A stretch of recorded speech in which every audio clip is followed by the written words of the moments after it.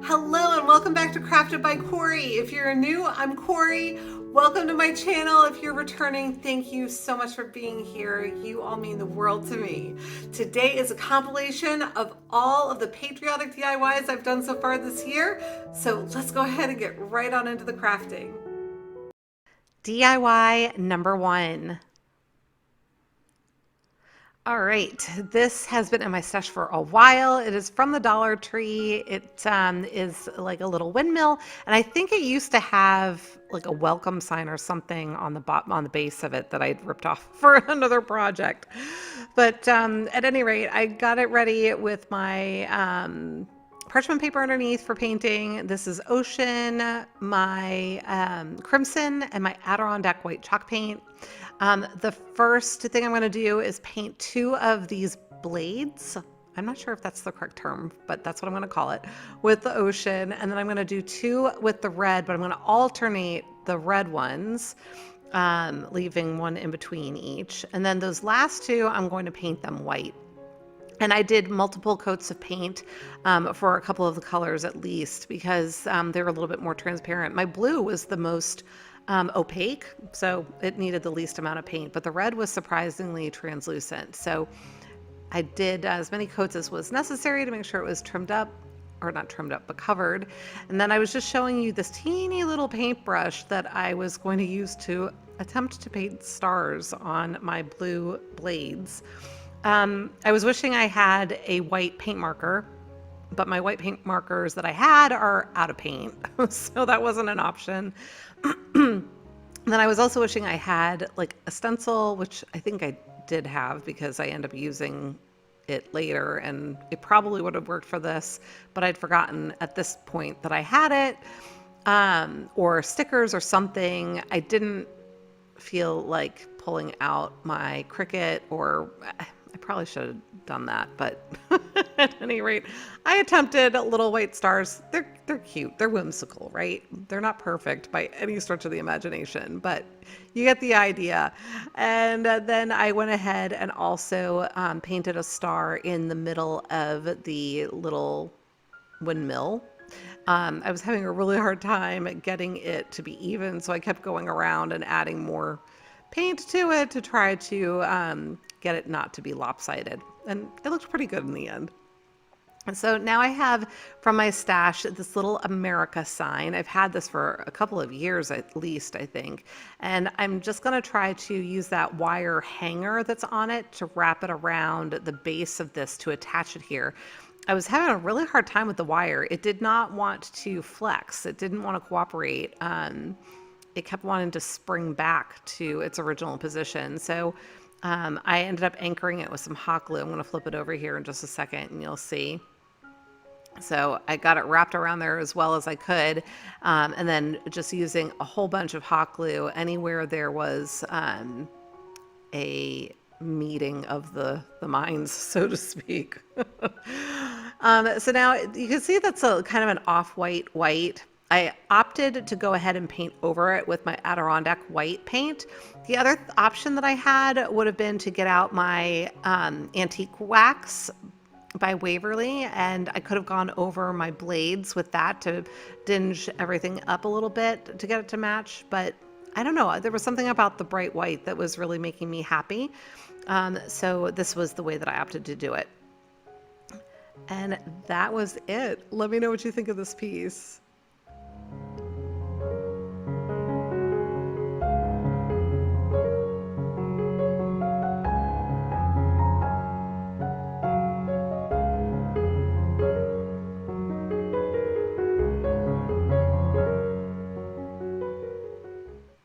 DIY number 2.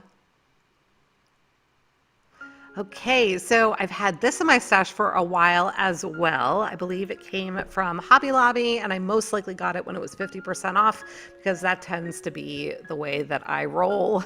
I think it was originally $3.99. It's a nice thick piece. I was trying to get all of the glue from the little hangers that were from the store off of it, but I have my ocean chalk paint again. excuse me, and I'm going to be painting the home is with the ocean as well as your. So home is and your are going to be the blue. I'm just taking my time, especially around the edges where the wood meets up with other words.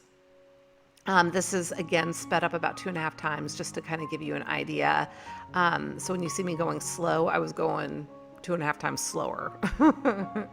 And there was something, oh, and so now I'm coming in with my Adirondack white for wear, and I'll use that on the is as well in a little bit. But there was something about the way that these colors were working together on this piece. This whole surface is flat. So the wood is all the same height. It's like a solid piece that's been cut out. And for whatever reason, using the paints this way, it created this optical illusion where it looked a little bit more three-dimensional. Like the home is and the your looked like they were on a different plane from the where. I don't know how else to explain it, but it ended up looking really cool when I was done with it. Had a little something fall into my paint there, so I was fishing that out. And again, just taking my time, going really slow around the edges, making sure that I'm not getting my paints all mixed up. This is my crimson chalk paint, again, that I'm using here. I'm gonna just go ahead and finish filling it in the heart, and then I will go back to my white chalk paint in just a moment and paint in the is. So this is a really quick, easy DIY. Obviously, it is not like super patriotic in that it doesn't say anything about Memorial Day or July 4th or anything like that. It doesn't really depict the USA, but it's the red, white, and blue, and so it's patriotic in that way, and it's something you can leave up all year round.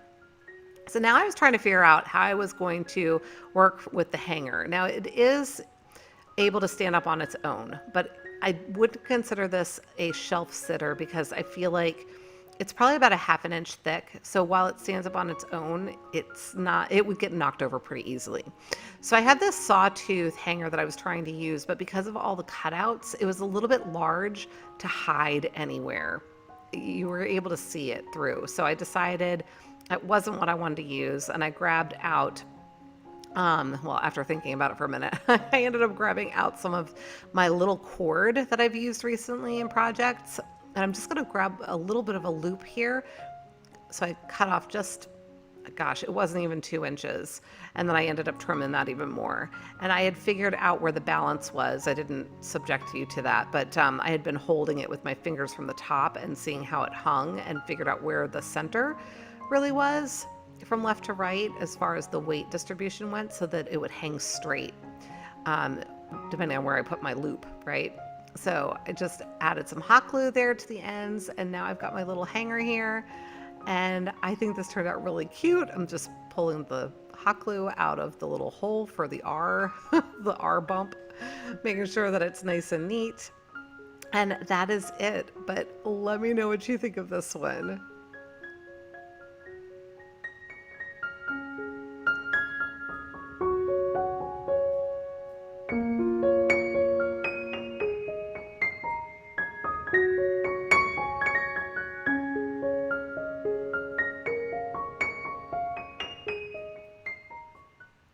DIY number 3.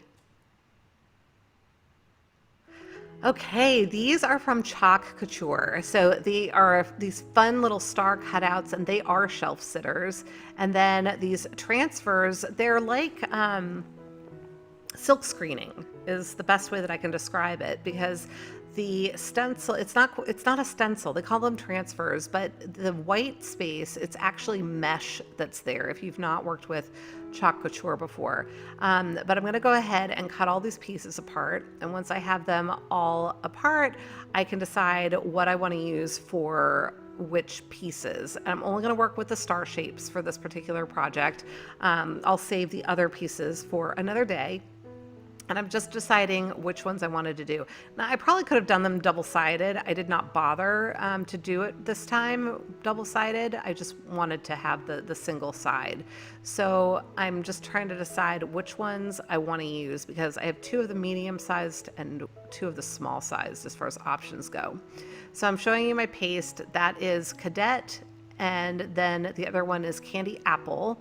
The candy apple came in one of my little monthly packs, so it was just like a sample size. And then I have the full size jar of the cadet blue. So I am just going to fuzz my transfers here because they're a little bit too tacky when they are first being used. You can use these over and over again. I think I can't remember if it's 10 times or 20 times that they say that you can use them before they start to, I suppose, have issues. I don't know. I haven't used mine over and over again yet, so I can't really speak to it. But once I got it fuzzed so that I'll be able to peel it back up off of my surface, I went ahead and got it all nice and lined up. And then once I had all of the edges completely lined up, I just rubbed it down. Obviously, it took me a minute to get the hang of it for this first one. But once I had it lined up, I went ahead and rubbed it down. And then I was ready to go with my paste. And I wanted to work relatively quickly with this because I have had challenges where my paste has dried a little bit too much before I lifted up the transfer, and then the paint ended up coming up with the transfer and my design wasn't what I wanted it to be. Now, when I was working with this, I noticed that it was a little bit more liquid than some of the paste I've worked with in recent past. And so my paste, I might have just needed to add a little bit of distilled water to the pastes that I've been working with in the past. Here I'm starting to just peel it up just to be safe because I was nervous about not working fast enough.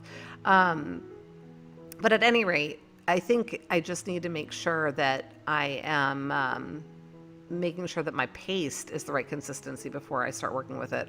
Here I'm all excited because it actually worked really well. My understanding is that it should be the consistency of yogurt, and I know that some of my paste has been drier than that, so operator error for sure.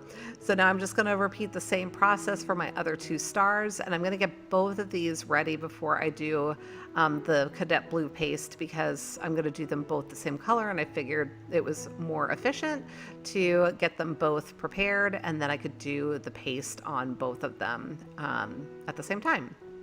So I got them all set and the transfers applied, and now coming in with my cadet blue with my little squeegee thingy. Again, just trying to make sure that I'm working quickly. This was a brand new jar, so it was a really great consistency. I didn't have to worry about it being too thick, and so I felt comfortable just doing the whole star and then pulling the transfer back up. And look at how fun that is. It was a little bit, I was going to say sketchy. That's not the right word, but distressed looking on that USA part, but I was really okay with it. It looked really cool in my humble opinion. And then doing this one with all the little stars that are going to be knocked out. I like these transfers a lot. I think they're really cool the way that they're done, and they've got some really great designs. So peeling that up, how awesome is that? I love it. And then I could set them all up on the shelf together. Let me know what you think.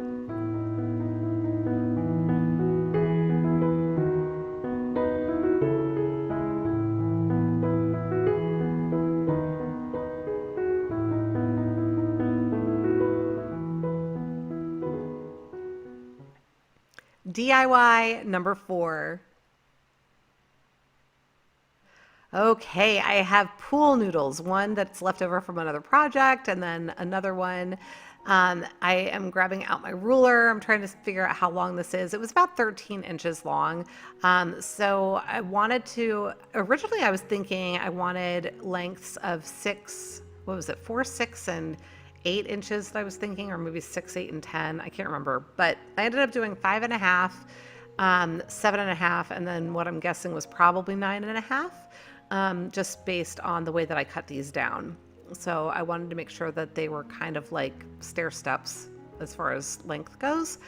I didn't bother with the ruler this time for the third piece. I just kind of eyeballed it to make sure that it had about the same amount of step. And so this is how they're going to look when they're all put together, but we're going to paint them first. Now, there are different ways you could do this. I opted for paint because I didn't have some of the other options available to me at the time. But this is my ocean blue, and I'm going to go ahead and paint this, the entire piece, top, bottom, sides, all, yeah, here I go throwing it all over the place. But went ahead and set that aside to dry, and now I'm going to come in with my crimson again. And this time I have a flat paintbrush, and I am going to paint stripes. Now, I totally could have taped this off. It probably would have been a lot easier had I done that. But I opted just to do it this way. And to be honest, if I had taped it off, I probably would have needed to Mod Podge along the edge of the tape because it probably would have bled underneath. This way, I could see exactly where the paint was going and I could adjust accordingly. I'm just taking my time. Again, this video is sped up about 2.5 times. So, when you see me going slow, I'm going about 2.5 times slower than what you're seeing. So went ahead and continued to work my way around until I had 4 of the red stripes on the pool noodle, and then I left the other 4 areas just white. I could have painted them white, but I didn't bother to do that this time. And then on the top, I just went ahead and finished off the little stripes up across the top so that my project looked a little bit complete at the top there. And then for the third one that I think I'm going to move to in a second, I'm going to be using the red again, and then I'll use a little bit of the blue, but I'm going to be painting first the first 2/3 of this will be red.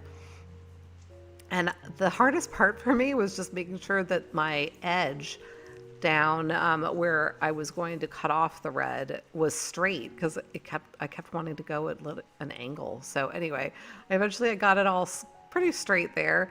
And then I took a more narrow or a narrower flat paintbrush again, and I'm doing thin blue stripes on the other third of this one. So I just continued to work my way around, but I was starting to wonder how on earth I was going to hold this because the red paint on there was still wet. I didn't want to have to stop and try and wait for it to dry.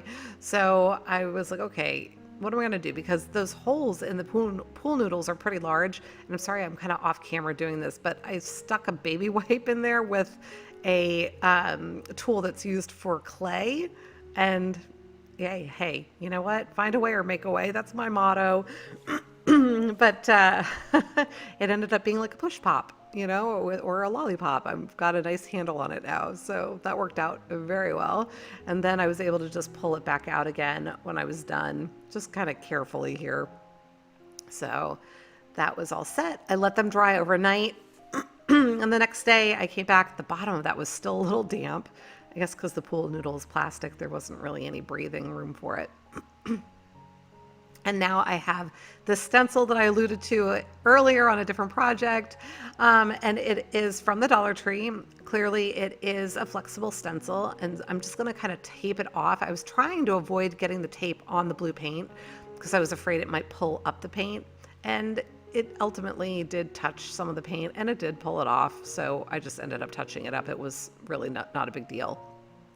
But I've got my Adirondack white chalk paint, using my little stencil brush and just dabbing with the paint. So I'm dabbing it off on my parchment paper first and then dabbing it all over. This definitely took a little bit of patience. I opted to use this instead of the sponges that I normally like to use because I was afraid that the sponges might deposit a little too much paint. And given that I was doing this with a stencil that was taped down but still relatively loose, I was nervous about it, bleeding that. But I think this worked out just fine. So got out my blue paint to touch up those other little spots. And then once that was all done and decently dry, I started to put these 3 together. So I've got these sparkler looking things. They actually are from Christmas time from the Hobby Lobby. I've had these in my stash for years. And I've used some of them in other projects. You might be able to tell that some of these have bent little stems on them or trimmed stems because I've actually used them in other projects that I've since taken apart. So they are definitely getting some use. But again, I needed to figure out how to make the stem wide enough for it to stand up inside my little firecrackers. So this is some scrap microfiber cloth from the Dollar Tree that I've used in other projects, and I just cut strips of it, wrapped it around the little stem, and then I'm tucking it down inside. Now I could certainly have painted it to camouflage it more, or I originally had thought about putting paper, like a little paper disc around the top of it to kind of seal it off, but ultimately I decided it was fine the way that it was, and I think they look really cute. So what I was saying before, and this is silver cord that I had also gotten from the Dollar Tree. I think this is Dollar Tree. I'm pretty sure this is Dollar Tree. I'm gonna wrap this around. I wanted to have it around there 3 times. I ended up struggling and doing it once and then adding a couple more. But what I was starting to say before, you could totally wrap these pool noodles with paper if you have festive paper that works well. That was what I originally was hoping, but I didn't have the kind of paper that I wanted for it. Or you could use fabric, wrap fabric around it. There are a lot of different things that you could do to create this kind of a little project. So it doesn't have to be paint. And honestly, paper or fabric would probably be a little easier than having to deal with the paint and less messy. So just something to think about. But I got the little cord wrapped around there and tying a bow, and my little firecracker stack is done. Let me know what you think.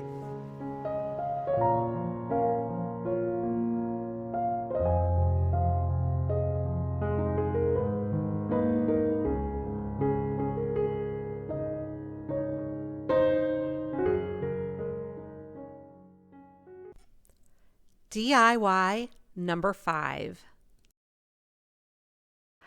All right, for this project, I have this little easel sign from the Dollar Tree and my Stars and Stripes Forever little transfer from Couture. I'm just using the backing from some contact paper to protect my surface. That is candy apple red and then cadet chalk paste. I'm having a memory lapse right there on what that was called. But I am going to, oh my goodness, I'm at a loss for words today. I don't know what's going on. Fuzz, that's what I'm doing. I'm fuzzing my little transfer so that it isn't overly sticky when I go to use it, and later I'll be able to actually remove it from my surface, which is always a bonus, right? So once I had it all fuzzed, I am lining it up on my little easel sign and gonna just press it down so it's ready to go. I was just trying to decide which color I wanted to start with here. And I've got my cadet blue and using my little squeegee. I'm trying to work quickly because I want to make sure that it doesn't dry in my transfer or I'll have an issue pulling it up. I ultimately decided that I was just going to lift it as I went. That way I wouldn't have to worry about it, because I have learned the hard way with the transfers and the chalk paste, because it dries super fast, which is good, but also not so good when you're trying to do a more complex picture. So just a word of the wise, if you are taking your time with it, you might want to just kind of lift your design as you go, so that you have the best results in the end. Now, if you don't have Chalk Couture transfers, you don't have to use something like this. You could use a stencil.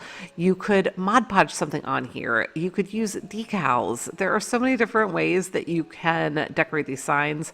I had wiped away my red paint and then with my little baby wipe, and then I decided this needed something else. So I'm literally taking it back out of the baby wipe because it was not it was definitely a little chunk of paint there and I didn't want to waste it, and I don't know.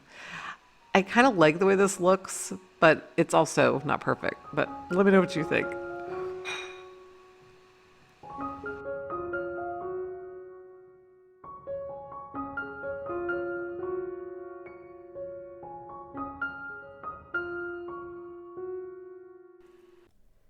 DIY number 6. All right, this is a little hanging shelf from the Dollar Tree. It's actually got two little shelves in here and a cord with a little ring for hanging it. I'm setting that stuff aside because I am just after the wood that's in here, and I'm going to be making a little sign with this. I have another transfer. Again, as I said, you don't have to use transfers. You could use stencils, or you could hand letter things, or you could Mod Podge something. So there are a lot of different ways of decorating with words and other sorts of things. But I've pulled out, you can see these little wood stars from my little stash that they came from the Dollar Tree as well, in a pack of a whole bunch of different sizes and shapes of things. And this napkin is something from a pack that I picked up at my local grocery store just recently. I have done at least one other craft with these napkins. I think it's just one. But I had Mod Podged it in a way that made the whole thing kind of wrinkle, which ended up being great for that particular project. I don't want that to happen this time, so I am going to use a different method. I'm just kind of figuring out how I'm going to want this laid out, but I do know that I want to paint this because when I Mod Podge that napkin, it ends up being a little bit translucent. So I want to make sure I have that white background so my white stripes look white and not the yellowish tone from the wood. Using my heat gun to dry the paint. This is my Adirondack White by Home Decor. It is a plaid product just like Waverly. And now I've got my Mod Podge. This happens to be a matte Mod Podge, but I don't think it really matters what kind of Mod Podge you use. You could use whatever you'd like. So giving this a really good coat just on the top surface with the Mod Podge. I'm going to dry it again, and then it'll be ready to put down my napkin. So once I've got it nice and dry, I'm going to go ahead and line it up where I want it. I'm kind of pressing it down a little bit. It's not really going to do anything because it's not really tacky any longer, but I just got it set, and now I've got my easy press, my mini easy press that I'm going to plug in and get turned on. If you don't have an easy press, an iron will work just fine. I just happen to have this little guy in my craft room, so that is what I'm using. So while I'm waiting for that to heat up, I thought I would go ahead and start prepping my stars. It took me a minute to actually find this gold chalk paste that I wanted to use. So in the meantime, my little easy press was heated up. So I'm literally just pressing this on just like you would an iron. You want to be careful that you don't scorch the napkin. In all honesty, I should have put down a piece of parchment paper over it. Didn't occur to me at the time. I realized towards the end of what I was doing, I was like, ooh, I should have put some parchment paper down because I did feel like I was going to start scorching it. But as you can see, it's nice and adhered now. I wanted to rip off the excess napkin. I probably could have just used a pair of scissors, but I'm trying to be careful. This is not wet, obviously, and so it doesn't tear as easily as it would if I'd used the wet Mod Podge. So I was just trying to be careful. For the excess, I am using a piece of sandpaper. Now, I certainly could have done that to begin with, but there was just a lot of excess napkin and it would have been in the way, which is why I chose to tear it off first and then came in with the sandpaper to clean it up. Now that that's on there, I'm going to go ahead and seal it with some Mod Podge over the top. If you weren't going to be putting anything over top of this,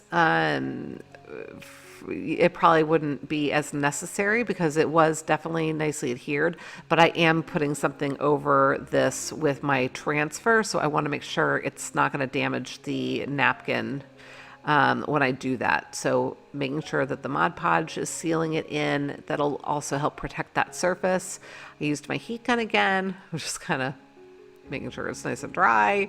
Fuzzed my little transfer again, and then I'm going to go ahead and apply it to my piece here. I'm going to use the pattern and the stripes to my advantage, making sure that it's nice and dry, because again, I don't want my transfer to stick to this either. So, but using the pattern to my advantage to just get this all nice and lined up, I'm making sure that it's got the same amount of space, top and bottom. This was my first test. Yes, it came off, no problem. So just gonna go ahead and get that lined up. Once I was satisfied with the location there, I went ahead and grabbed my gold chalk paste. And this is in just one of the little sample, it's supposed to be single use packets. I tend to get more than a single use out of them. I just kind of seal them up again when I'm done with them, and I stick them back in my stash. So that's the way I've been doing it. I will fold it over several times and then tape it up just to keep the paste moist. So I went ahead and peeled that up. I know it's really hard to see it on camera here, but it actually looks really cute in person. I'm using that same chalk paste because I wanted my stars to match the same color. So I'm using that same chalk paste to paint all my little stars, and just using a little brush to do that. I had started just using the excess that was on that little squeegee, but it's definitely easier to paint these with a brush. Now just using some hot glue once these are dry. And again, the chalk paste dries super fast, which was another reason why I wanted to use it on the stars, not just because it was going to match the middle there, but going ahead and applying a tiny little bit of hot glue to the center there, and then covering up those holes that are in my wood, although they are covered up with the napkin now. They are still slightly visible. And there you go. I'm loving this. So now I decided I wanted to have a little stand for the back of it. So I've got these other little pieces that came out of the same little package that the stars had come out of. So those rectangular shapes. And then I have a couple of little mini wooden cubes from a pack from the Dollar Tree. And I am using them to kind of create an angled little backing. I don't know. I was making it up as I went here, you guys. So just trying to figure out how best to make this work. I knew I needed one piece that was going to be longer than the other in order to create a slant for the sign. I don't know if I'm making any sense, but I think you'll see what I'm talking about in a second. But I'm applying these little wood cubes to the shorter piece right now. That's going to be the base. And just making sure that that's going to be there to support the longer piece. So I'm using glue on the edge, and then also on the little, the edge of the cube too, where it's joining with the longer rectangular piece. You could do this with popsicle sticks. You know, you don't have to have these tiny little pieces. You could just cut a couple of popsicle sticks and do it that way. There are actually a lot of different ways that you can make backings for signs. I'm going to be doing something different in a little bit on a different project that you'll see, so you'll have another option, which is actually a lot less involved. So you can see here, I'm going ahead and attaching it. I'm using that long edge and then the cube edge. And so it's just going to kind of create an angled stand. So hopefully you can see what I'm talking about now. Let me know what you think.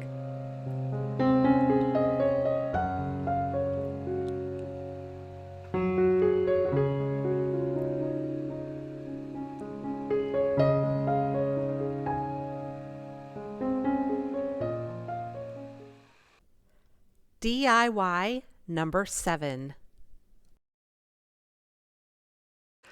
These are terracotta pots from the Dollar Tree. I'm only going to be using one for this project, so I'm setting the other one aside. And now I'm grabbing out some more of this backing from some contact paper that I had put down on my surface. And I was like, you know what? It's a non-stick paper, so I might as well use that. You know, waste not, want not, right? Rather than just throwing it away. Gonna put it to good use. So I am painting the little pot with my Adirondack white chalk paint. I started painting the inner lip just for it to look finished, and then I just couldn't help myself. Ended up painting the entire inside. Totally not necessary, but I know it's there, and I just like I said, can't help myself sometimes. I just want everything to be nice and finished.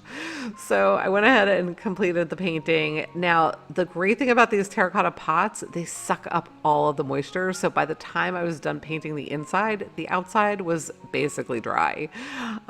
So these dry very, very quickly. Something to keep in mind as you're painting them. Because if you, for whatever reason, don't want it to dry too fast, you're going to have to work real quick. So I've got my crimson chalk paint here that I'm going to use to create some stripes. I've got a little flat, somewhat stiff angled brush there that I'm going to use. I did end up making these a little bit wider, these stripes, wider than my initial intent, but I still like the way that it came out. I am not looking for these to be perfect, and clearly they are not. I'm looking for this to be a little bit more, I keep wanting to say rustic, but I don't know if that's the right term, but I don't know. I wanted them to be imperfect. So now I've got my ocean chalk paint, and you can see me thinking. I'm thinking about how to create stars around the top rim. I guess that's a rim of my pot, the upper edge of the pot. With the blue serving as the background. So at first I was like, well, maybe I can just use my paintbrush and, paint the, outline of the star with my paintbrush. And as I went, it wasn't quite right. And the more I tried to fix it, it wasn't working at all for me. So what I ultimately ended up doing is grabbing my pencil and drawing little stars on here that I would be able to kind of paint around. So I'm just trying to be careful not to have pencil lines going through the middle of my star. So I am kind of letting my pencil lift at the areas where it would intersect. Hopefully that makes sense. So I created a whole bunch of stars all around the upper edge here, and now I am using my paintbrush to just paint around those to the best of my ability. Still was not perfect, but again, I'm not looking for this to be perfect. I want it to have the charm of imperfection. I realized I can't go from left to right there because I was putting my hand in the paint that I just had applied to the upper rim there. So I'm just going from right to left instead, and that solved my problem. So once I got that all done, I was ready for my next step. I went into my stash and grabbed some greenery. This is just boxwood. I've got 2 little bunches of boxwood here. And then I grabbed a little flag from my stash as well. I decided that the boxwood was sitting a little bit too high. I started trying to take off the little individual pieces, but those were going to be too short. So I went ahead and put that back together, and I grabbed my wire cutters and just cut my little pick apart the way I normally do. And then I put all of those little individual pieces into the little flower pot. So I think they had 5 or 6 little stems on each bunch, and just arranged them in here so that they looked nice to my eye. And then I went ahead and dropped my flag back in here in just a minute too, once I had this all situated the way that I wanted it. Now, you don't have to use greenery. You could use flowers, you could use seashells, whatever you want to put in your little pot, completely up to you. But let me know what you think.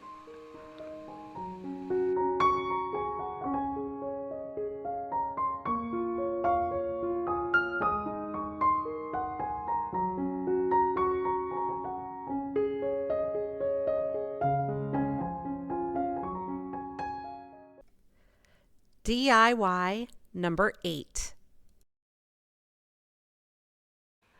All right, this last project, I have another transfer. Again, you can use a stencil, you could use decals. If you have something you see in a calendar that's got stars and stripes and something pretty, you could do that. You could print something off of your computer and Mod Podge it on here. So many different things you can do to create pieces for your tiered tray. But I did paint this piece. This is the other little shelf from that set.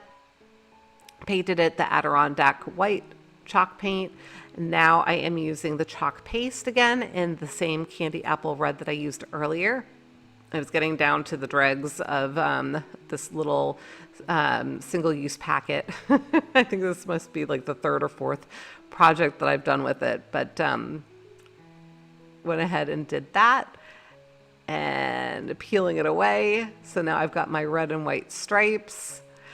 And then once I had that done, I am going to grab my ocean chalk paint and I'm going to create a background for this. It is super cute, just all white. I was just showing you I've got a flat, relatively stiff brush there that I'm going to use to help me draw these straight lines so that I can create the edges of the star, and then I will just fill everything else in blue. But I am doing my best to protect the integrity of the star itself and just making sure that I am going right along those edges and doing the best that I can to keep it straight.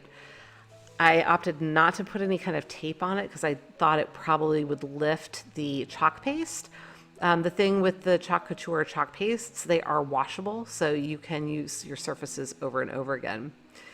So as I went here, you know, it's funny, at this point, while I was doing my voiceover, I realized, or while I'm doing my voiceover, while I was editing, I realized that I didn't quite have that edge on that last side of the star completely right. It's a little bit lopsided, but hey, it gives it character.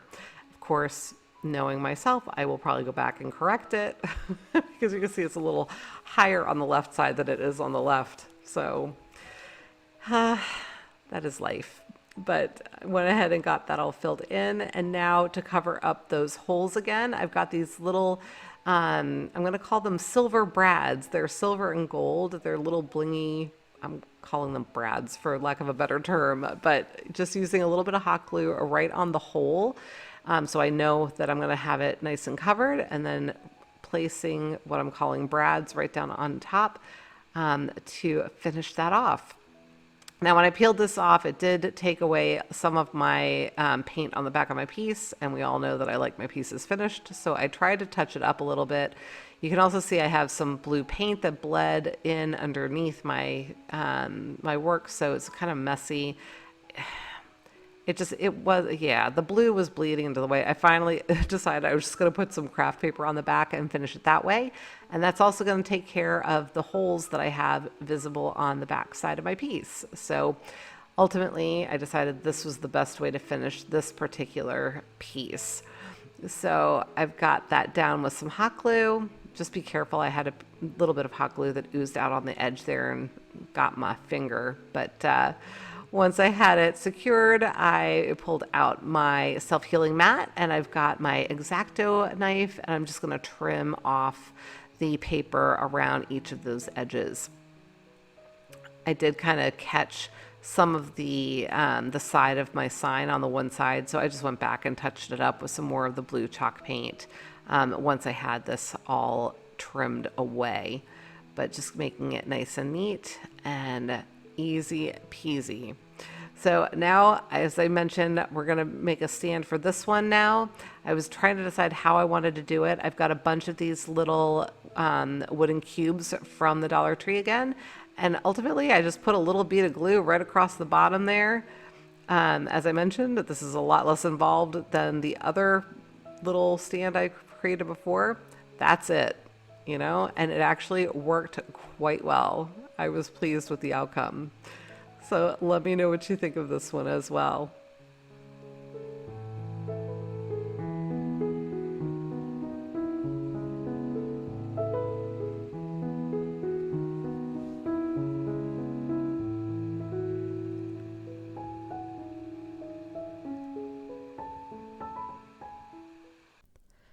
DIY number 9. All right, I have a piece of glass that I must have gotten out of a frame at some point. It's been in my stash. I'm not sure where it came from, to be honest. And then I have a couple of these 8x10 canvases from the Dollar Tree. They are the same size as the glass. And I am setting about with a flathead screwdriver, to pull out the staples that are holding the canvas onto the frame. So I'm just kind of getting in underneath it. Be real careful when you do this that you don't put your fingers in front of it, because if you slip like that, you are going to hurt yourself. So be very careful if you opt to do this.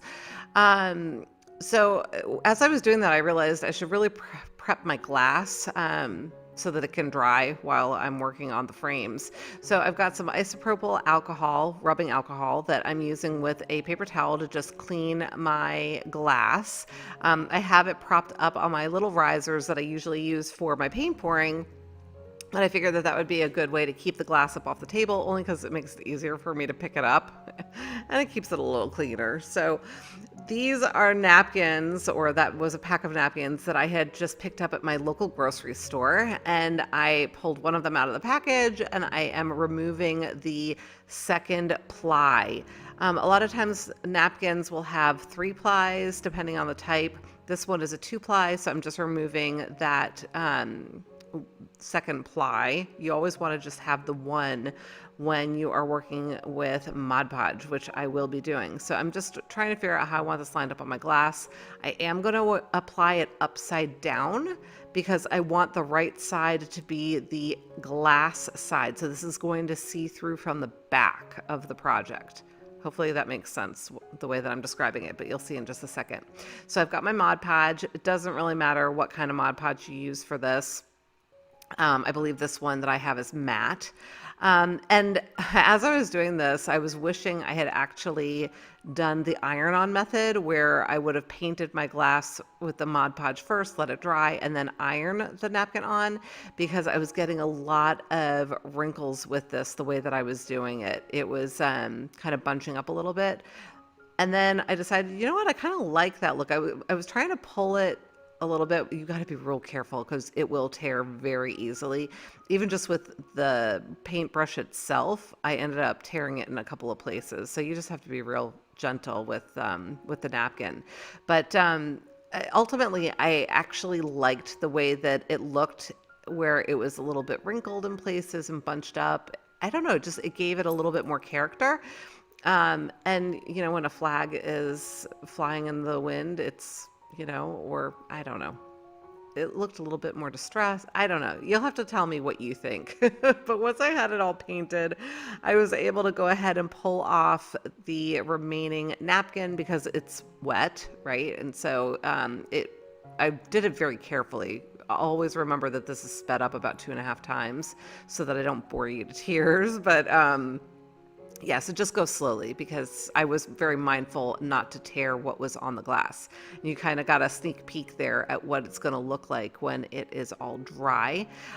So I did go ahead and just set that aside so it could dry. And then I went back to my canvases and removing those staples. So once I had all those staples pried up, I came in with a needle nose plier and I just kind of twisted them out the rest of the way. And just worked my way around and pulled each of those little staples out. Once I had them all out, canvas came right off and I was ready for my next step. All those little staples go in the trash, and then I'm going to grab a couple of pieces of parchment paper. At first I thought maybe I'd be able to fit them both on one, and it wasn't quite large enough, so they each get their own. Now, I don't normally use gloves, but I decided because I had just done my nails that I didn't want to get antique wax all over them. So I did pull out my latex gloves and went ahead and put these on, and they worked like a charm. I had actually purchased them to do resin, which I have not done yet. So eventually, I don't know, I've gotten myself a little freaked out with the resin because I got myself a little respirator mask and everything, but I need a really good ventilated area, and I'm afraid that my craft area just isn't that. But at any rate, I grabbed a baby wipe and I'm using that to apply all of my antique wax to my frames. This one was a little bit loose, so I was just trying to make sure it was lined up. Now you can see this is opaque, not opaque.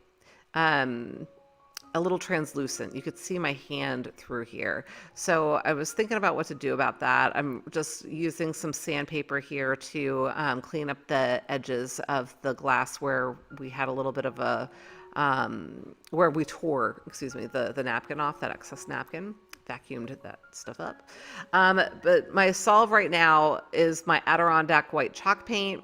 And I am literally just painting the same side that I had Mod Podged. And you're going to be able to see some of those wrinkles and folds that I was talking about a little bit more here. You can kind of see where it bunched up a little bit. But again, I actually ended up liking the effect. But I'm painting the back side of this so that you can't see through it anymore. It'll give it a nice solid background. And I guess if anybody were to look at the back of the piece, it would just look a little bit more finished, perhaps. I'm not sure. But once I had that relatively dry, I went ahead and grabbed my frames, which are dry now, and I was trying to figure out which one I wanted to have as the front and which I wanted as the back. The back one is laying down upside down, right? So that the inside of it is there. I'm laying down my little flag thing, and now I'm trying to decide what to put on it. This is a transfer from Couture. I decided I was going to use this, and I've got this sparkly black chalk paste, I guess is what they call it. It's a paste from Couture, and I'm going to be using that. So I am fuzzing my little transfer here so that it's not too sticky, so I can actually remove it from my glass when I'm done. Once I have that all fuzzed up, I'll go ahead and apply it to the center of my glass here. And the rows of the stars and then the stripes obviously were helping me get that lined up and centered. I went ahead and pressed that on down, and then I was ready to use my paste. So I went ahead and grabbed my little squeegee. I've got my paste there. I guess I'm going to open that up first, and then, oh no, I do have my squeegee in my hand. I was right. So I opened that up and just made sure that I wasn't wasting any of it, scraping off that little thing. There we go. And I'm just going to work pretty quickly with the paste. You want to work fast because it dries pretty fast. And if you don't work quickly, it ends up drying inside the transfer. And then when you lift your transfer up, it pulls the paint up with it. So always want to work quickly. I've learned that the hard way. But I think this came out super cute right there. So I've got my little USA established in 1776, and now I'm going to adhere my glass to the frame. So I've got my E6000, and I'm also going to be using hot glue, so I've got that immediate bond to help hold it until the E6000 dries and cures.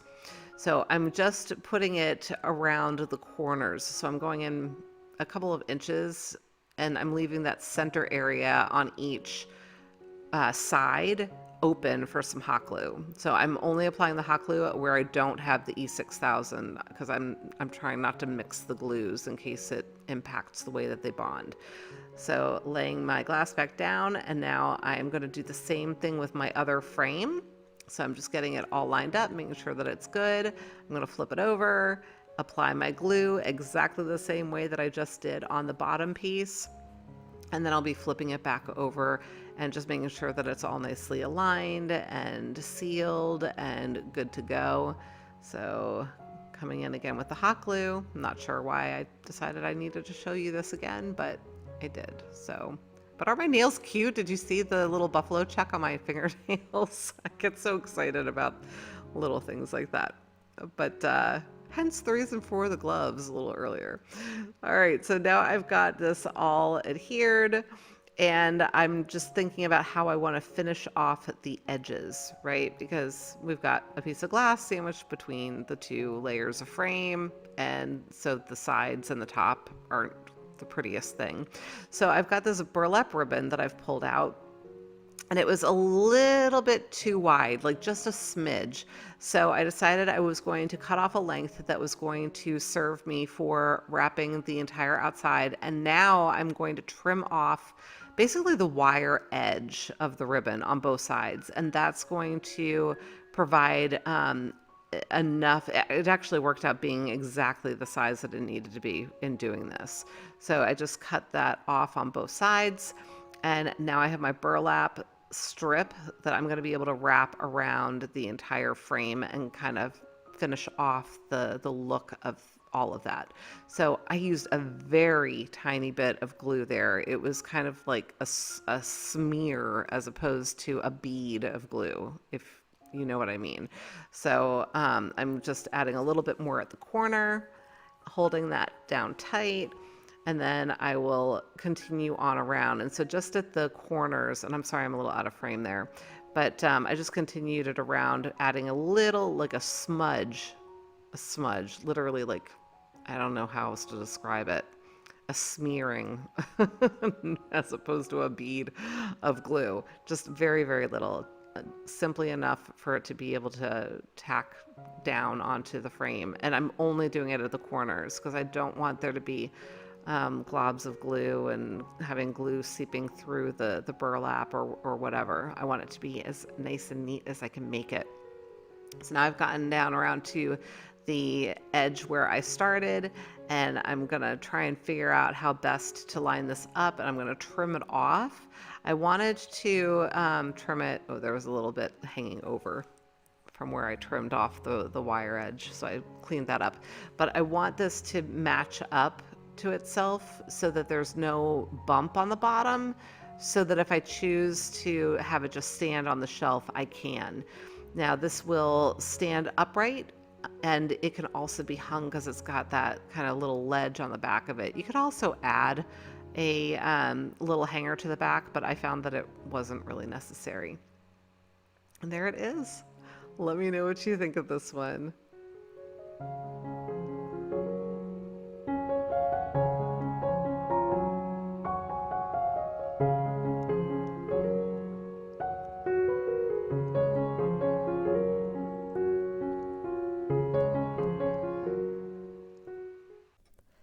DIY number 10. All right, I had pulled these mason jars out of my stash, and then I've got my crimson chalk paint, Adirondack white, and my ocean blue. And then I was thinking about them. I'm like, you know what? We like to drink out of mason jars. I don't know, maybe we're weird, but I was thinking about the ones in my kitchen, and they have a smaller neck to them, and they're harder to drink out of. So I decided, you know what, I'm gonna go and take these upstairs and swap them out for some that have the narrow neck, and that will serve me well for what I'm trying to do here with my project anyway. And a happy thing happened. I didn't even know that these had these on here. Can you see this? They've got little flag stars on them. Had no idea. Only 2 of them had it. I searched and searched to see if I had a third one. I didn't. It was more like a harvest one or something. I don't know. But I thought that was so perfect. It was meant to be. So I am taking my crimson chalk paint first. I'm going to paint the first one, giving it one good coat of paint over the entire mason jar, just the outside, bottom, sides, top, whatever.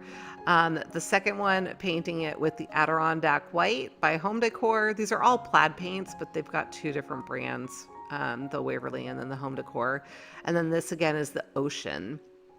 So once those were set aside, dried, I let them dry overnight.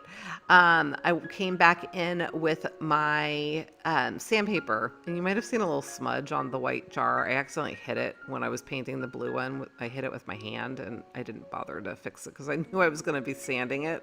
So that's why it looks like that. But I was like, I'm going to be distressing it anyway. So just kind of hitting it with the sandpaper in places where it might have gotten bumped if it were in some sort of a carrying case of whatever, I don't know. And then also, so anywhere there's the upraised lettering also. And of course, on my little flag star on here, I'm going to make sure that I sand that so that it is going to stand out and be noticed and super cute. And same thing on the blue. So just roughing it up a little bit and making sure that I am enhancing the areas that I want to have stand out. Then I grabbed this scrap piece of twine from my stash, and I'm just going to make a little bow, or attempt to, around the white one. Y'all, I have so many issues trying to make my bows straight. Here I'm trying to do it upside down. I've talked about how I do that sometimes. It was still crooked. Okay, I'm getting rid of the sanding dust. So now I'm like, okay, how can I get this thing straight? So I finally decided, let me try bunny ears, because you can see it's all twisted, right? You know what? It's crazy. I tried the bunny ears, so two little loops tie them together. Would you believe that that is what it needed in order to be straight? Crazy, right? So I will forever have straight bows now because all I need to do is bunny ears, apparently. I don't know. But I'm tying the ends of my twine so it doesn't come unraveled and just gives it a cute little neat appearance. On the long end, I'm just putting my knot about where I want it. Just kind of trying to line it up with the other one, and then I will trim that off. So that is all set. Super cute. Now you can certainly put bows on the others if you want to. I opted just to do it in the middle one.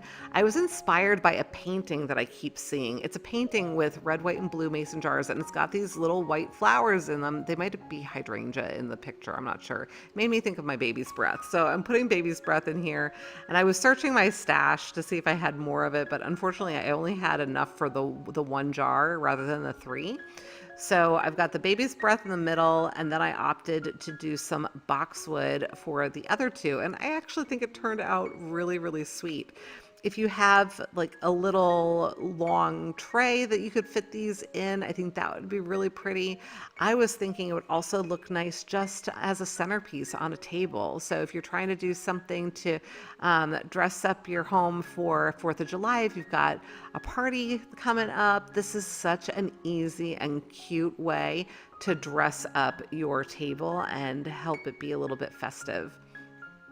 I think this looks awesome. And I hope that you like it too, but let me know what you think.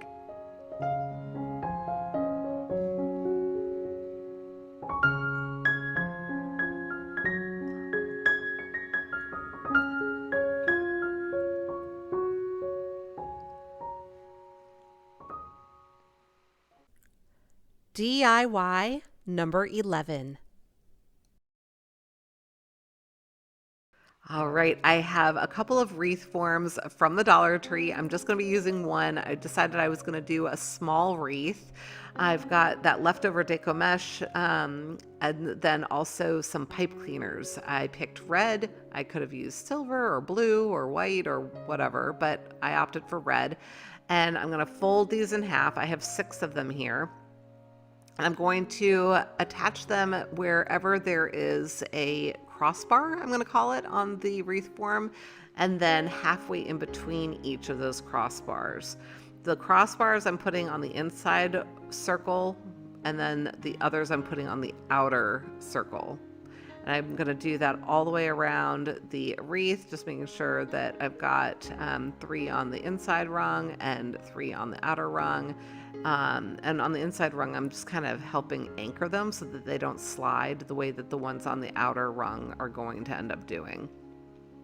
Hopefully that's making some sense. So once I had those all on, I'm going to go ahead and grab my deco mesh, and I'm gathering the end of it into my hand. So I've got it all bunched together, and I'm going to put that down in one of the inner I wanted to call it a twist tie, chenille stems or pipe cleaners, and twisted that off. And I just continue to make poofs around and twisted them off with each chenille stem. I'm just alternating between the upper and the lower as I work my way around. And then I knew that it needed to be a little bit fuller, so I continued around on the inner edge.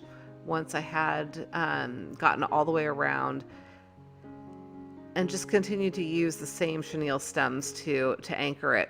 Now, my plan was to go around the inner edge, so to speak, go around the inside, and then I wanted to go around the outside, but I realized I didn't have enough of the deco mesh to make it all the way around. So I trimmed it off right there once I'd gotten all the way around the inside. And I'm going to take this off, and here I'm still trying to decide if I can make poofs with it or do something, because I know that that outer edge needs something more. So ultimately, I decided I was going to let it curl up on itself, and I was going to cut it into 3 different pieces. And this was kind of like a trial by error. It took me a couple of tries to figure out what was going to work the best. But here I've got it curled up on itself, and I'm just going to cut it down the middle. So I'll have three. They're not poofs. I don't know what I want to call them, but I folded them in half, and then I tucked them in on the outer edges, so to speak. So here I am folding. I'm going to fold it in half, tucking it in. I'm letting the loop stay on the inside and then the ends pointing outward. I just kind of thought, oh, it'd be fun, kind of like, I don't know, things exploding, right, for 4th of July. I don't know. Yeah, trying something new. So then I went to my stash and I grabbed these little guys. I don't know what they are. I had gotten them at Christmas time at Hobby Lobby years ago. They make me think of fireworks. So I will use them at Christmas time in some of my projects, but then I like to use them at the 4th of July because, again, they just remind me of fireworks. So I'm adding some of these in to help give balance. I don't know if you noticed, the shape of this was looking a little bit not rectangular, triangular. That is the shape. So I'm just trying to balance it out a little bit by adding these to the long sides of the triangle, so to speak. So hopefully I'm making some sense. So just making sure that I've got those all anchored in. I used the wire within the stems of these to wrap around the wreath form and get them situated. And then I'm going to come back in now with hot glue and just make sure that they are nice and secure. So just right over the stem of it where it meets the wreath form, and just making sure that it's all set and nice and secure. Once that's cool, I was able to flip it back over. I'm fluffing up all of my little poofs, whatever. And now this is a sign I'd gotten from the Dollar Tree. I'm just picking one of these out. I just literally just ripped it off the hanger that was the ribbon that was holding it together. And then I took off the other hanger, and I'm just looking at how I want this to be positioned in the middle of my wreath. And then I'm going to grab a chenille stem and use some hot glue down at the bottom there to attach this right there in the middle, because then I'll be able to bend those up and use those as an attacher, so to speak. Also grabbing another chenille stem. I'll actually grab another one after this. There were those two holes from where the hanger had gone through, and I'm going to use those to my advantage, just using some chenille stems through there, which I will use to anchor this piece. So I'll have 3 little sets of chenille stem. Once that's dry or cool, there we go, that I can stick down through the middle of the wreath, and then I'll use the wreath form to anchor it on the other side. So just making sure that I'm pulling all of those little stems through, and I'll wrap them through the wreath form and just get those tied off so it's nice and secure. Just checking to make sure that it's positioned properly, and then I will tighten that one last one so that it's the way it needs to be. Now these I'm twisting off, and I decided to twist them together to create a hanger. Those are the 2 that are at the top. So that'll create a nice little hanger, and it'll make sure that it's at the top of the wreath as well. And then the other one, I'm just twisting it around, tucking it in so that it doesn't end up scratching my door or my wall or wherever I might have this hung. So there is that. Now I felt like it still needed a little something more, and I normally would do the ribbon first, but I was not sure that I needed ribbon until I had that little sign in the middle placed. So I did grab some of this silver ribbon that I have from Christmas time. I get most of my ribbon at Costco because I absolutely love it, and I think it has a great deal. It's usually like $8 for a 50-yard roll. Can't beat it. So once I had these cut and dovetailed, I'm just pinching them in the middle and tucking them into the chenille stem and tying it or twisting it off. So frequently I'll use more than one ribbon in each of these little locations. I just felt like there was a lot going on here with this wreath and the colors, so I didn't think it was necessary. But then once I'm all done, I'm twisting off the chenille stems. I'm just using a paintbrush to twist it around, just to roll it down, and tuck it down into the base of the where it's holding the ribbon, just so that it's nice and finished. I don't have chenille stems sticking out. And that's it. Let me know what you think.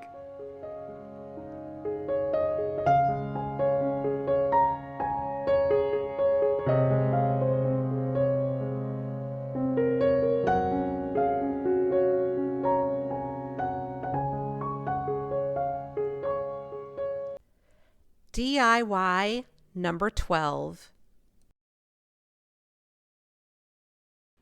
All right, this is from the Dollar Tree as well. It might have been from Dollar Tree Plus, but I think it was just Dollar Tree. I honestly can't remember. I've had it for a while.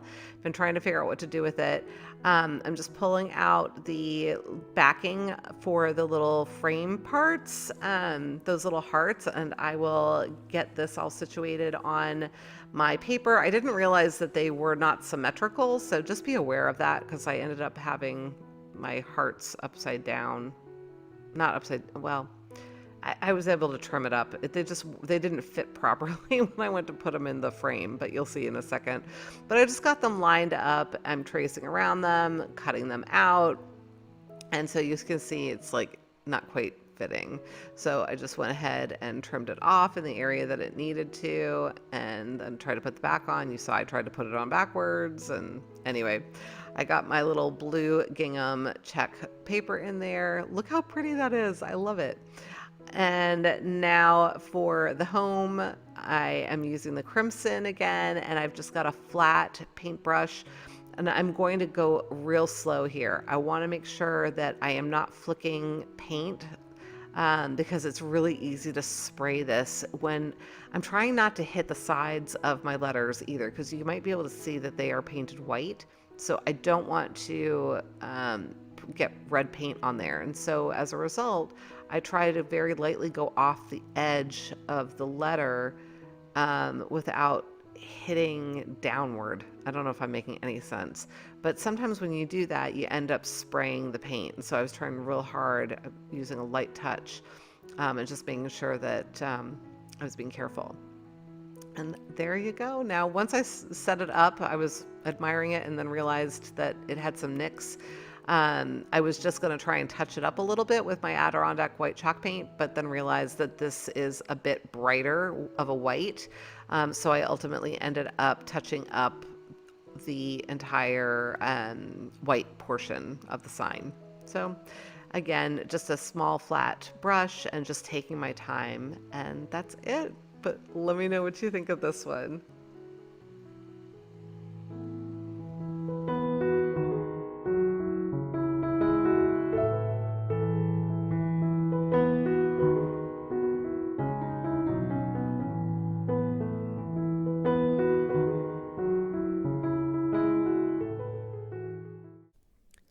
DIY number 13.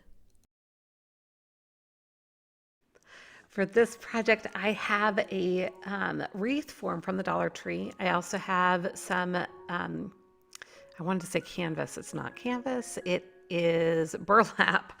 I'm going to call it ribbon for lack of a better term, but it's probably about 4 inches wide, maybe 6. But I had the red, and then I also have a spool of that kind of natural color. It's more like a creamy off-white, I suppose.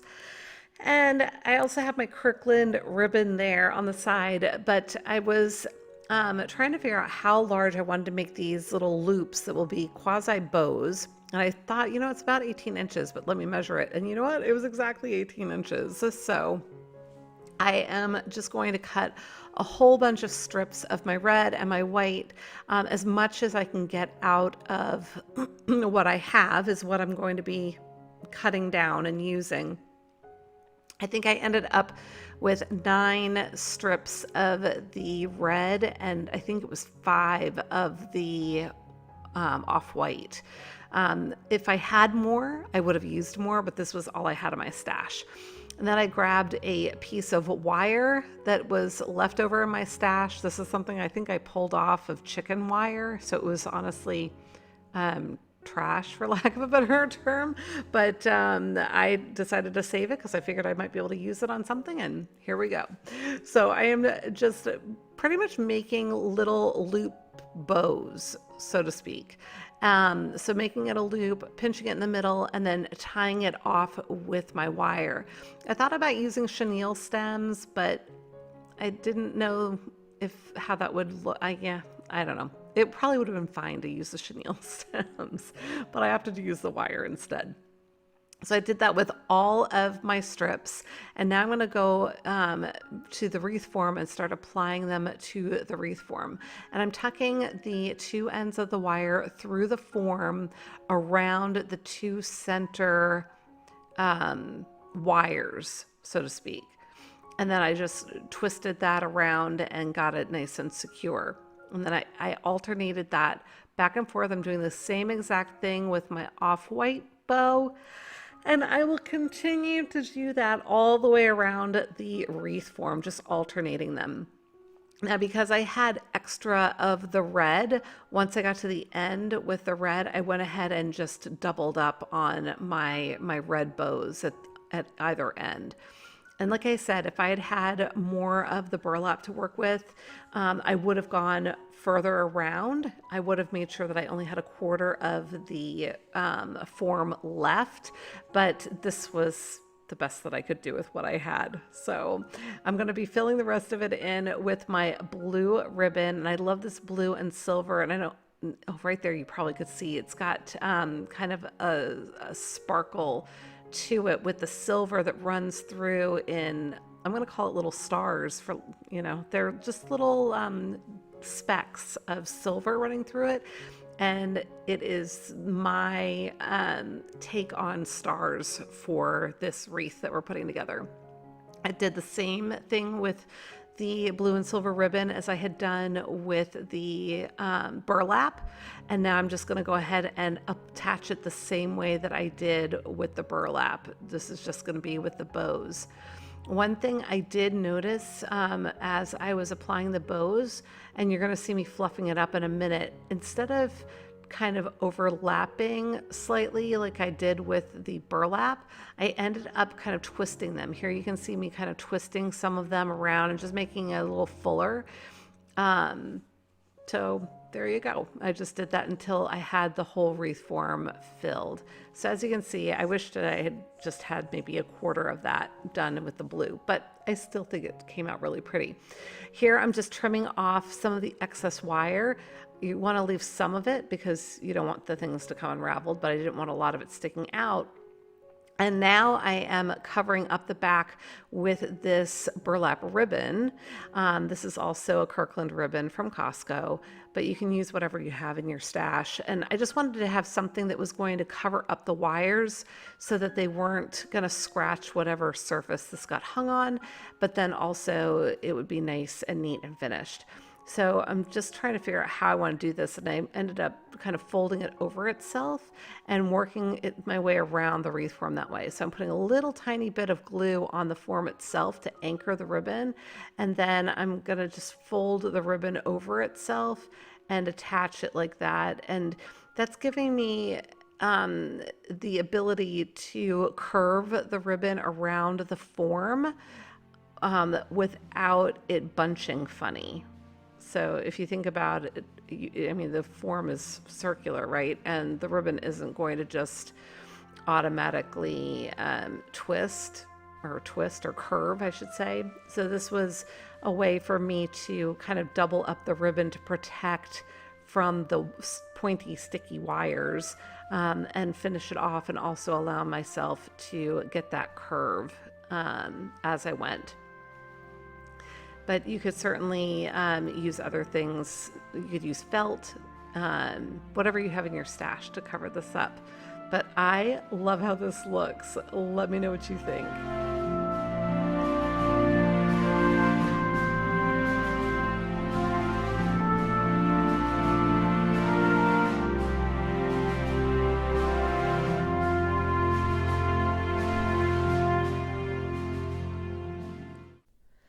DIY number 14. Okay, this is going to be a much faster DIY. I've got all of these glass beads in red, white, and blue. I saved you the pain of watching me pull them all apart. Not pull them apart, but separate them all out. It took me a little bit of time to do that.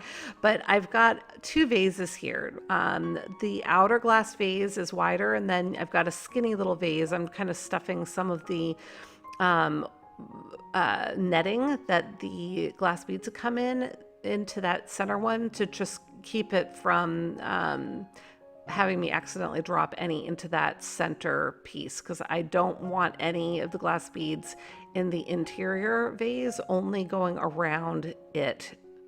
Hopefully it makes sense. But I am alternating between the red and the white glass beads right now. I had a couple of different shades of white, which is why they're kind of looking like that.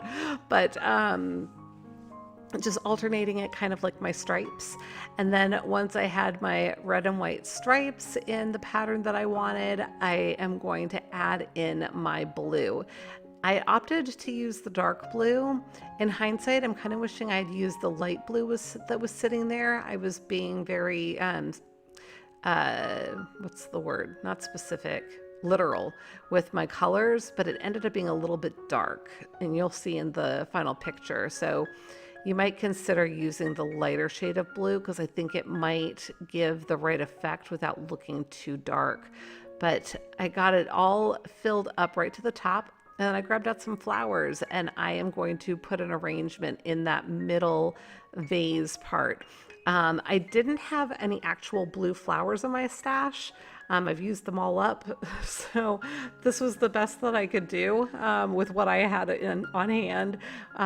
Those little puff balls and then the berries, and I was kind of out of frame for this whole flower arrangement, so sorry about that. But red, white, and blue flowers, let me know what you think.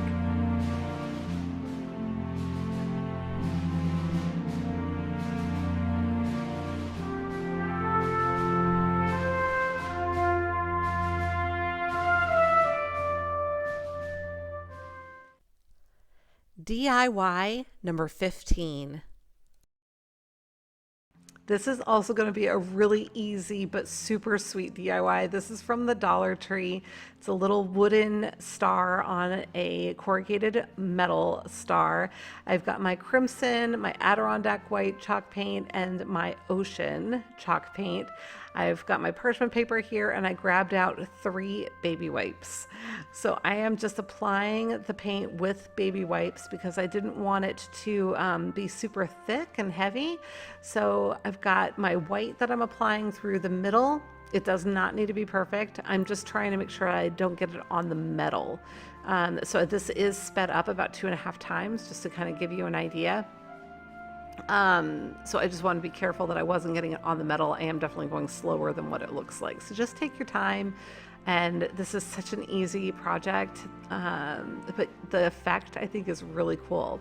So here I'm coming in with my red, and I'm giving it a little bit of an ombre effect. I came down a little bit into the white, and then I grabbed my baby wipe that had the white paint on it and went back over it a little bit to just kind of blend between the red and the white. And now I will do the same thing with the blue. Again, this is Ocean. And just bringing it up a little bit to meet the white, and then I will kind of wipe some of it away so it's not too heavy, and you can see I kind of smudged it in with the white chalk paint. I had gotten a little bit too much white involved there, and so I was going back and forth, but now I'm blending the white back in just until I get that. It's kind of like an ombre effect. And I think it looks super cool. And I just kept going back and forth with the different colors till I had it the way I wanted it. And that's really it. Let me know what you think of this one.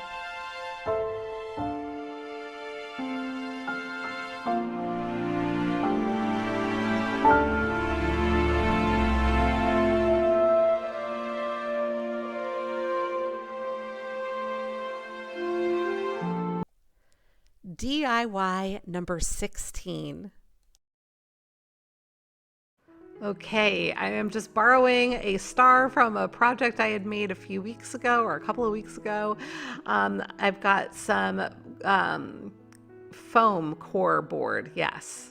Core foam board? Foam core board. Oh my goodness. And I have my self-healing mat underneath there. Right now I am just tracing out with pencil 3 times this star. You can use whatever you have in your stash to draw the stars, but I've got 3 of them. And now I'm going to use my oh my goodness, I want to say Sharpie. That is not a Sharpie. It is my X-Acto knife. Yes, that. I'm just going to go ahead and cut the stars away from the board and get them all cut out. I found that to ensure that my points didn't get damaged, the best way for me to do this was to cut from the inner angle away and just pull it away. Hopefully that's helpful. So now I also snagged a couple of little scrap pieces, and I'm going to paint them each a red, white, and a blue. But first I grabbed some skewers, and I figured it'd be easiest to put the skewers in first. So just trying to make sure it's going to be lined up and straight, because this is going to be used as my little stand, and I want to make sure that my stars aren't crooked. So I'm kind of using one of the other skewers to help with my eye as far as making sure that I was getting it lined up nicely. And then I kind of ran the skewer down into the foam core. And I did that with all 3 of them. It only went in about an inch, maybe not even an inch, before it started feeling like it was going to create an issue for the foam core board. So I did not force it any further, and it was honestly pretty secure. So then I was able to set about getting my stars painted. Again, I did 1 red, 1 white, and 1 blue. I'm just making sure that I'm getting it all covered. And I'm sorry, I'm kind of out of frame here as well, but made sure that I was getting all of the edges. And if your edges are rough, it's okay. You can do whatever you would like to try to clean up the edges. In my case, I opted to cover them up. And so you'll see that in just a little bit. But I've got the little base that I am painting, the coordinating color, and then I'll just make sure that that gets set aside to dry. And again, did the same thing in white, and again, the same thing in blue. Once they were all dry, I was ready to get moving with them. Oh, and I think I failed to mention that I had also poked little holes. You probably saw me doing that with the skewer. Definitely recommend using the pointy part of the skewer to do that, because the flat end doesn't really do a good job of it. It ends up kind of damaging the foam core. So now you can see I've got this blingy, they are self-adhesive little, I don't even, gems I'm going to call them. I don't know. I figured, you know what? Sparkly, 4th of July, you know, this worked for me. So you could also use some sort of a ribbon if you prefer. I had a silver cord out that I thought I might be able to use, but it wasn't quite wide enough. And these little gems were perfect. I think my subscriber Rose sent these to me, so I'm not honestly sure where they came from. Either that or I got them at the Dollar Tree and I just completely forget. But at any rate, you can find things like this at the Dollar Tree, generally speaking. But you've got a lot of different options on how you want to cover up your edges, or if you use wooden stars, that's also another option. And then you would have cleaner edges. It's just you'd need to get a little bit creative with how you were to attach it. If I were to use wood for this, I would probably use little dowels for my stand and use wood glue perhaps to attach it to the star, just at the base, at the same place. That way it would be double-sided still. Hopefully I'm making sense the way I'm describing that. But I went ahead and made sure I had that wrapped all the way around the entire edge of the star. I did the same thing for the bases, and I did it for all 3. And I just kind of stretched these a little bit as I went to make sure that they lined up and were able to make it around the corners. So once I had that all done, I'm ready to put my little stand on. So I'm dropping a little hot glue in that hole that I'd made previously, getting this nice and lined up. I want to make sure that it's standing up straight, and I'm adding a little bit more hot glue. And yeah, just making sure that I'm holding it upright until it's cool enough to support itself. So once that happened, I was ready for the next one. I'm going to trim this one down. Now, you don't have to do this. You can leave them all the same exact height if that's your preference. I decided I wanted them to be varying heights. So my white one, I cut probably about 1.5 inches off of the skewer, I would have to say. And then for the blue one, I ended up cutting off about 3 inches. And I just had kind of lined them up to make sure that they were the right height that I wanted. And once I had that set, I was able to go ahead and secure that last one. And that's it.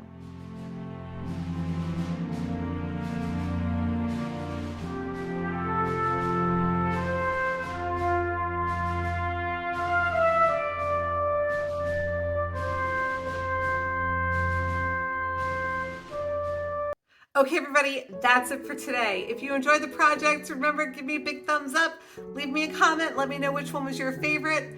And until the next time, be well, be kind, and make it a great day. Thank you so much for watching. Take good care.